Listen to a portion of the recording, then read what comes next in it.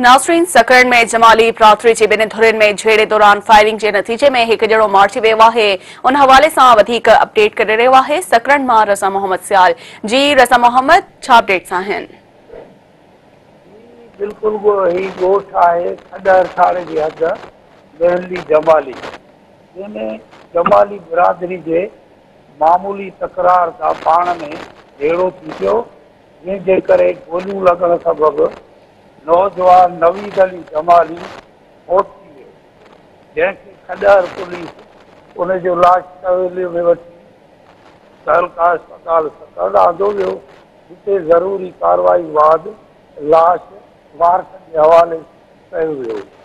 वारसनि ॿुधायो त हीउ असांजो मामूली तकरार हलंदड़ हो, जंहिं तां असांजे मुड़ुस खे क़त्ल कयो वियो आहे। जी रज़ा मोहम्मद, अव्हां जी मेहरबानी।